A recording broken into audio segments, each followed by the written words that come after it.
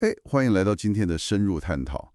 这一次我们要来看一篇文章，是关于美国众议院议长麦克强生。嗯，从他身上，我们要聊一个，我觉得蛮有意思的代面，叫山巅之城。山巅之城，对，还有他代表的那个信仰跟美德，看看这些东西在现代社会，是怎么体现的啦。是我们参考的文章是麦克强生《山巅之城的余晖：信仰与美德在现代世界的不朽见证》。嗯哼，那我们的目标就是说，透过这篇文章来看看，像强生这样的人，他是怎么在他的生活啊、工作啊，去展现他所讲的那个信仰价值。 OK，还有就是山巅之城这个概念，听起来很古老，从清教徒时代就有了。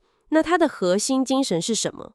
又是怎么透过一个叫做管家职分的东西传承下来的？好，那我们就先从麦克强生本人开始好了。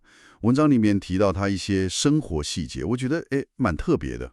对像说他开那个10几年的旧皮卡，对，还有把薪水奖金捐出去，哼，跟太太一起去收容所服务，甚至年轻的时候还收养过一个非裔的青少年。是他自己也说得很白，说想了解我的世界观，就去读圣经。这些行为，文章是怎么把它跟信仰连起来的啊？这个就是文章的一个核心概念了，叫做管家职分 （stewardship）。管家职分，对，文章的看法是，强生他看自己的职位啊，拥有的资源，他不是看作自己的，更像是一种天职，英文叫 calling。天职，对，是为了服务公众，实践他相信的那个公义。所以他开旧车、捐钱、收养小孩，甚至把家里车库改成那个癌症咨询中心。还有这件事，对，这些都对文章诠释成他在管理上帝托付给他的东西，是一种管理的方式。听起来这个管家职分不只是影响他个人生活哦，好像也影响到他的公众角色。没错，像我文章有提到那个缅因州的枪击案之后，他说祈祷是合宜的，这个在当时好像也引起一些讨论。正是如此，文章就把这个看作是他用信仰来回应现实世界的一个方式。就是说，试图在一个很混乱的状况下，提供一个精神上的稳定点吧。用他相信的道德原则来划清是非。了解。那他所谓的那个不被收买的良心，其实也就是这种管家意识在政治上的体现。就是说，他做事情的标准，根据文章的说法啦，是看符不符合他的信仰，对别人有没有好处。这个管家意识听起来很有意思。那他不只是强生个人的选择吧？文章有没有把它跟更宏大的历史背景连起来，像是那个山巅之城？有，文章有往回追溯，回到大概1620年代，那时候当5月花号的清教徒。清教徒，他们当时的理想就是要建立一个以信仰为基础的自治社群，希望成为大家的榜样。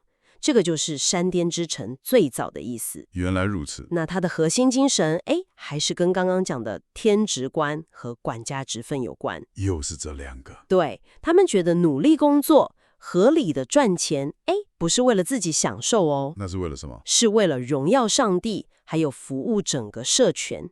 所以财富是上帝托管的，必须要拿来帮助那些有需要的人。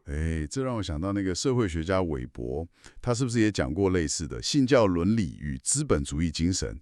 对，你提得很好，文章也有参考韦伯的观点。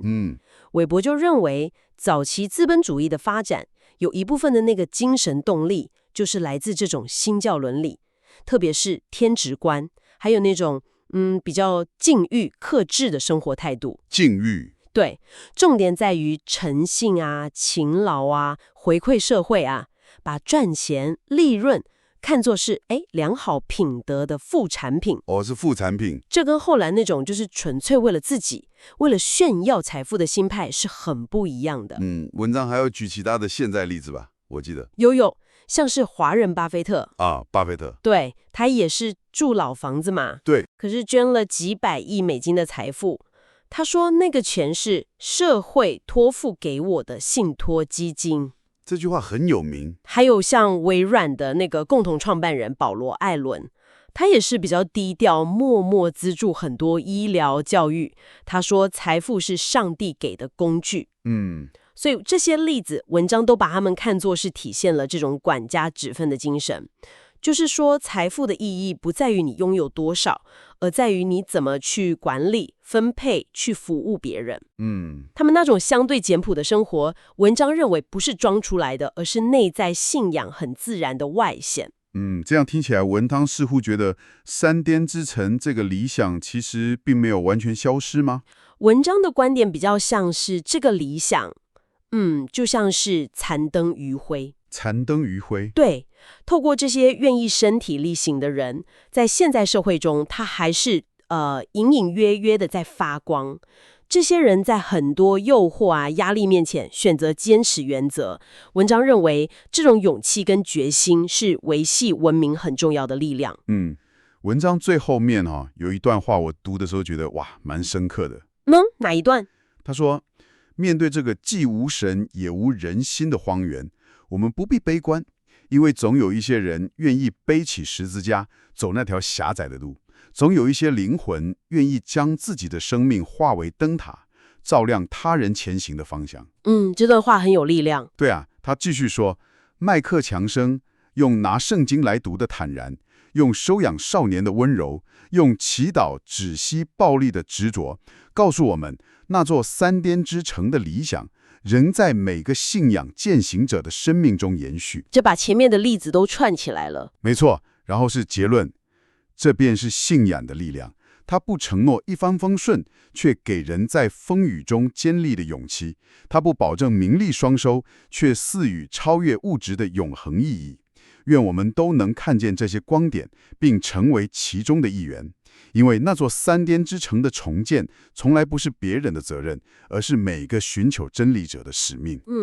这段话确实总结了文章想传达的核心信息，就是信仰的力量，它体现在具体的行动和选择中，提供了一种超越困境的意义和勇气。是啊，所以今天我们透过这篇文章算是看到了三颠之城这个好像很古老的理想，怎么透过管家职分这样的实践，在像麦克强生巴菲特这些现代人身上，还能看到他的影子。对，这些关于信仰、关于责任、关于美德的故事，确实给了我们这个时代一个不太一样的思考角度，提供了一种稳定的力量吧。